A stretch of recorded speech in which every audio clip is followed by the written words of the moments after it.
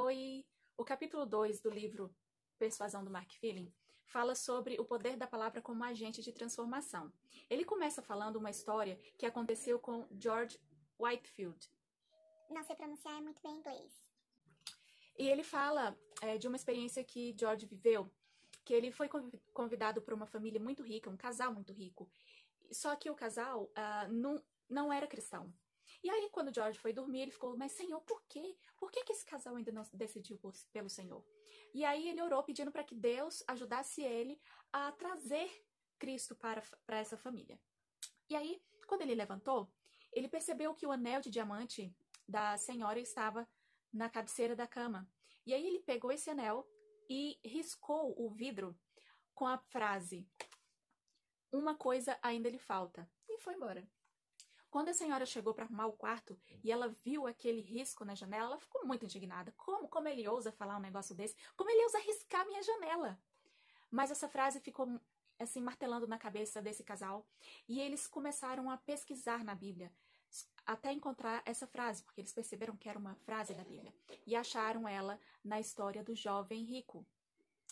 E então eles entenderam que eles, como jovem rico, tinham muita coisa, tinham tudo, eles não precisavam de mais nada realmente.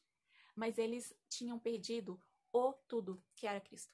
E então eles se decidiram por Cristo e dedicaram todos os bens, toda a mobília, todo o dinheiro para Cristo.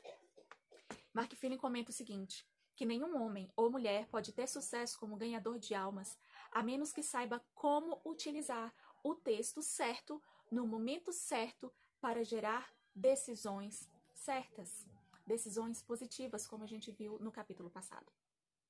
Na criação, olha só, a palavra audível de Deus continha tanto poder que gerou matéria. Nada além delas pode comunicar o ânimo e a fé que dá energia vital a todo ser. Essa frase é de Ellen White.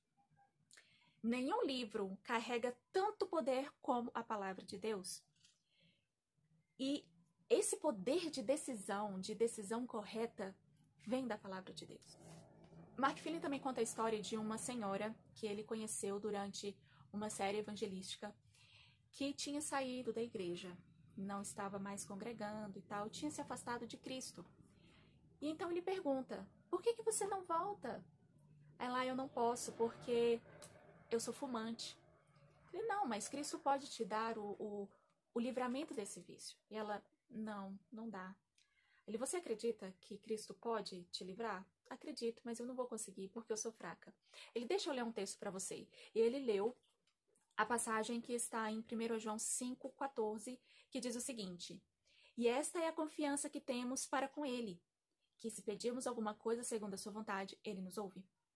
E aí ele perguntou de novo, você crê que Cristo pode te livrar? Aí ela, não. Ele, tá, então vamos lá. Ele não pode te livrar porque você fuma, né? Então, eu posso escrever da seguinte forma na sua Bíblia, ajustando esse texto? Se pedirmos alguma coisa segundo a sua vontade, exceto parar de fumar, ele nos ouve? Posso escrever isso? Não, claro que não, de maneira alguma, não é isso que está escrito aí na Bíblia. Ele, bem, está falando da confiança que a gente tem nele, né? A gente pode tudo nele.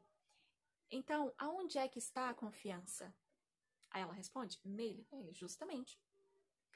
Você crê que Cristo pode te tirar o vício do cigarro? Você confia nisso? Ela, sim, eu confio, eu creio. Aí ele pergunta para ela, ok, então quando é que Cristo vai te dar esse poder? Aí ele leu o verso que está em João 1,12, que diz, mas a todos quantos o receberam, deu-lhes o poder de serem feitos filhos de Deus. E aí ele completa. Hoje, esta noite, vimos que você pode confiar em Jesus e que se pedirmos alguma coisa segundo a sua vontade, ele nos dará. E nós sabemos que é da vontade dele fazer com que você pare de fumar. Você acha que Cristo quer que você pare de fumar? Ela, sim. E então ela compreendeu que ela, entregando a vida dela a Cristo, Deus daria o poder, Jesus daria o poder para ela vencer o vício. Antes, ela fumava de 2 a 3 carteiras por dia. E ela foi liberta totalmente do vício do cigarro, pela glória de Deus. Não são os nossos argumentos que Deus promete abençoar, mas a sua palavra. E ele diz, eu poderia ter argumentado com a Maria sobre a necessidade de ela largar o fumo. Poderia ter dito que fumar é prejudicial, é errado. Mas eu senti que ela estava cheia de culpa por fumar e sua necessidade real eram as promessas da palavra de Deus. Muitos homens de renome, aqui fala sobre C.S. Lewis, Robert Morrison, William Ramsay, que antes eram descrentes, mas que com a leitura da palavra de Deus se convenceram de que ela era real e foram transformados pela palavra de Deus. O Dr. C.L.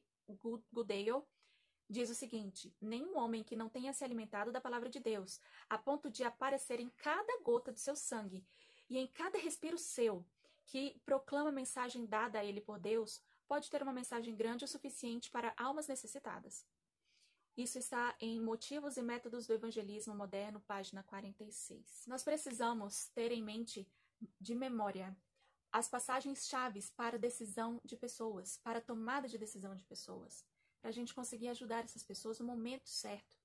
Nós vimos no capítulo passado que não é só a mensagem que importa, mas saber o momento exato para falar. E também, claro, saber como falar.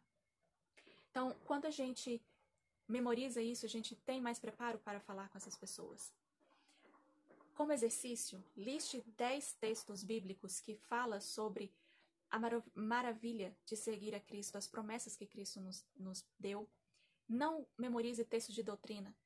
Foque nas promessas de Cristo, naquelas que você sabe que vai ajudar pessoas a se decidirem por Cristo e assim se tornar outro grande pescador de homens.